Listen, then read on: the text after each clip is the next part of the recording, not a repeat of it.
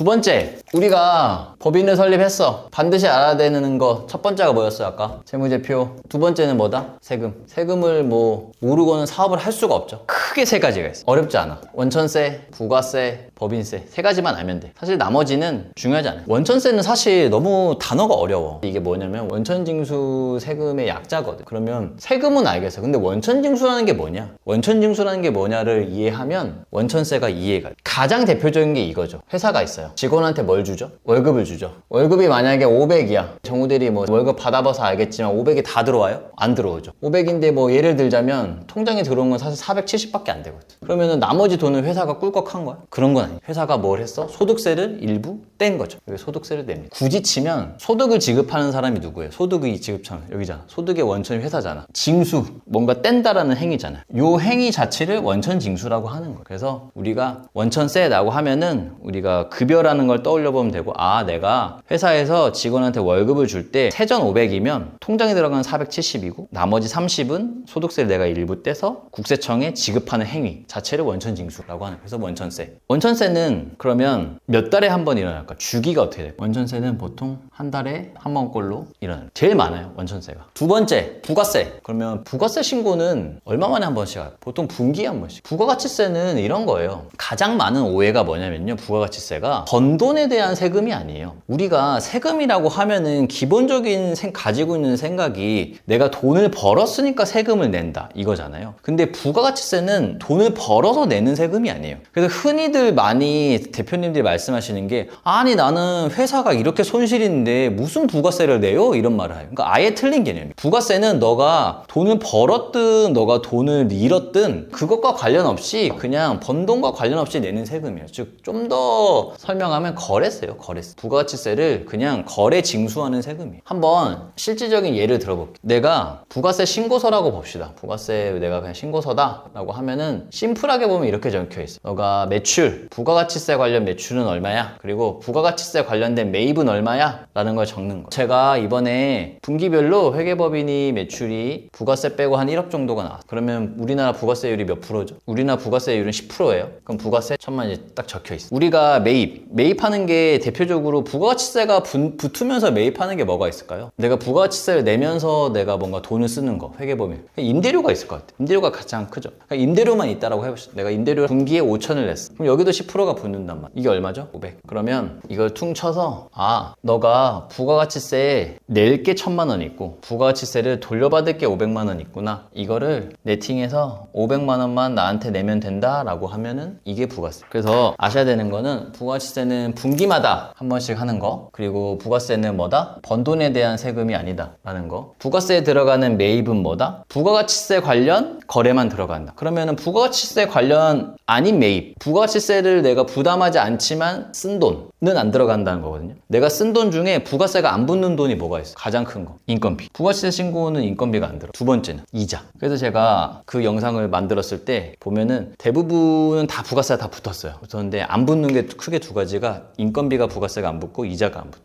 그러니까 부가세 신고서에는 인건비도 안 들어가고 이자도 안 들어가고. 그래서 알아야 되는 세금은 부가세인데, 아, 부가세는 분기마다 한 번씩 우리가 신고하고 납부한다. 번 돈에 대한 세금이 아니다. 그 마지막으로 나오는 세금은 법인세.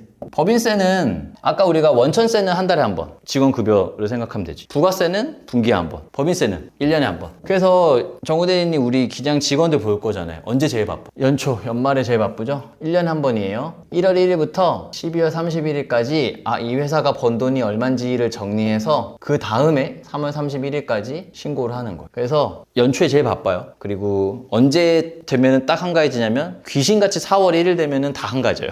왜냐면은 신고 기한이 3월 31일까지 때문에 이게 넘어가는 거는 상상을 할 수가 없어. 그래서 1년에 한 번 3월 30일날 내는 게 법인세다라는 거고, 두 번째 알아야 되는 거 뭐죠? 부가세랑 반대되는 개념. 법인세는 정말 번 돈에 대한 세금이에요. 번 돈이 있으면 내가 세금 내는 거예요. 아까 부가세는 회사가 손실이 나도 부가세 나올 수 있거든요. 근데 회사가 손실이 나 그러면은 법인세는 안 나오는, 그게 가장 다르다. 세 번째, 세율. 그래서 얼마를 내는 거야 나는? 우리나라 법인세 세율은 크게 보면 두 가지. 구간이 쪼개져 있는데 제가 봤을 때는 두 가지 구간만 알면 돼요. 2억이 안 되는 구간, 2억에서 200억인 구간. 되게 많아요. 근데 내가 번 돈이잖아요. 번 돈이 200억을 넘기는 되게 쉽지 않겠죠. 2억이 안 된다? 그럼 9%. 2억에서 200억이다? 근데 숫자가 되게 지저분하지 않아요? 10이면 10이고 20이면 20이지. 원래는 10%였고 원래는 20%였어. 근데 세율이 줄었어. 숫자가 지저분하다? 세율이 줄었다. 근데 여기서 끝나는 게 아니야. 여기에 다시 10%가 붙어. 지방소득세. 그래서 정확하게 치면은 9.9%. 정확하게 치면은 20.9%. 그래서 느낌만 알고 있으면 돼요. 그냥 2억이 안 돼? 10%. 2억이 넘어? 200억 정도 사이야? 그럼 20%. 저는 이렇게 말씀드려요. 마지막으로 그러면 법인세. 법인세는 어떤 과정을 거칠까요? 아까 결국엔 내가 번 돈이잖아요. 그럼 매출에서 비용을 정리하는 거거든요. 보면 사실 크게 아까 앞선 신고가 뭐였죠? 부가세와 원천세였죠. 부가세와 원천세를 통해서 많은 부분이 해결이 될 거예요. 부가세 신고를 하면 매출이 다 정리가 되죠. 그 비용 중에 부가가치세가 붙는 비용들은 다 정리가 돼요. 임대료,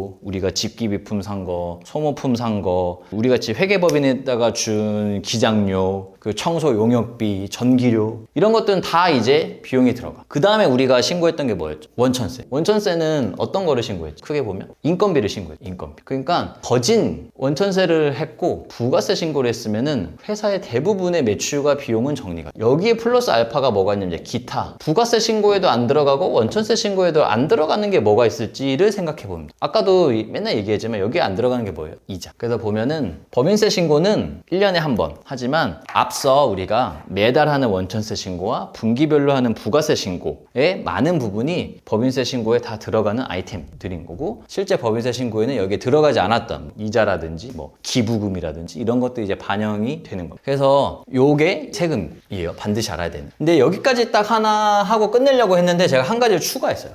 뭘 추가했을까요? 결국에는 재무제표와 세금은 뭐예요? 돈과 관련된 이야기잖아요. 막상 내가 법인을 냈다라고 하면은 근로자에서, 즉 월급을 받는 사람에서 월급을 주는 사람으로 내가 포지션이 바뀌는 거거든요. 그때 가장 처음 제가 느꼈던, 와, 이게 이렇게나 많이 나가는 거였어? 라고 느끼는 부분이 있어요. 사실 저는 세금도 아니었어요. 왜 세금이 아니었을까요? 세금은 아까 말한 것처럼 사실 법인세는 돈을 벌어야 내는 거고 부가세도 매출이 있어야 내는 거란 말이에요. 근데 그것과 관련 없이 와, 이게 이렇게 많이 나가는 거였어? 느꼈던 게 4대 보험이에요. 4대 보험. 왜냐면 사업을 하게 되면 직원은 굉장히 빨리 뽑거든요, 보통. 그러면 피할 수 없는 게 4대 보험이고, 4대 보험이 처음 보면은 와, 이게 이 정도야? 라고 하는 느낌이었어요. 그래서 제가 한번 설명해 볼게요. 그래서 결국에는 다 돈 얘기예요. 재무제표, 세금, 그리고 4대 보험. 적어도 4대 보험을 다 가입하잖아요, 근로자니까. 4대 보험은 기본적으로 회사와 근로자가 절반씩 부담하는. 그러면 4대 보험이니까 몇 개가 있다는 거예요. 4개가 있다는 거예요. 건강보험이 있고, 또 우리가 요새 한창 논란이 되는, 받을 수도 있고 못 받을 수도 있다라고 하는 거, 국민연금이 있고, 두 번째가 이제 건보료, 우리가 병원 가잖아, 건보료가 있고, 세 번째는 고용보험. 여기서부터는 잘 몰라. 총 4개인데 국민연금과 건보료는 많이 알아. 고용보험이 있고, 그리고 마지막으로 산재보험이 있어요.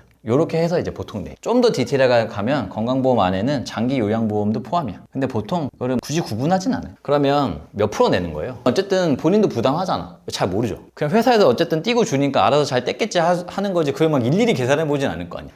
상식적으로만 알고 있어요. 국민연금은 지금 4.5%, 4.5%. 아까 기본 컨셉이 뭐라고 했어요? 회사와 근로자 반반 부담이라고. 건보료는 장기 요양보험까지 해서, 건보료는 장기 요양보험까지 해서 4%. 고용, 이건 뭐 변동이 있어요. 그냥 0.9%에서 왔다 갔다 해요. 산재도 업종별로 조금 상이해. 산재는 근로자는 부담 안 한다. 그래서 더해보면 얼마야? 약 9.4%. 이거는 업종별로 있잖아요. 저거 업종별로 감안하면 약 11%예요. 약 11%. 약 9.4%. 생각보다 많죠. 9.4%면 거의 사실 10%에 가까운 거 아니야? 그러면 우리가 가정을 해볼게요. 내가 300만 원 세전 월급 드리는 직원분한테 보통 우리가 300이라고만 생각하거든요. 근데 실질은 내가 11%를 더 부담하는 거예요. 내가 여기에 매월 11%, 33만 원의 4대 보험을 이제 부담하는 거다. 그래서 대표님들께서는 4대 보험도 반드시 알고 가야 되는 정보인 것 같고, 그냥 제 생각에는 뭐 디테일하게 뭐 이 요율까지 아실 필요는 없고요. 그냥 대략적인 감만 잡으시면 돼요. 어떤 감이냐면, 우리가 직원 채용을 할 때 우리가 보통 이제 현금 흐름을 그려보잖아요. 아, 내가 이 직원을 한 명을 채용했을 때 내가 나가야 되는 현금이 얼마지? 그때 반드시 이제 고려해야 되는 거고, 대략적으로 약 11%다 라고 생각하시면 될 것 같습니다. 그래서 법인 설립할 때 반드시 알아야 되는 돈과 관련된 이야기, 재무제표, 세금, 그리고 4대 보험까지 한번 알아봤습니다. 네, 감사합니다.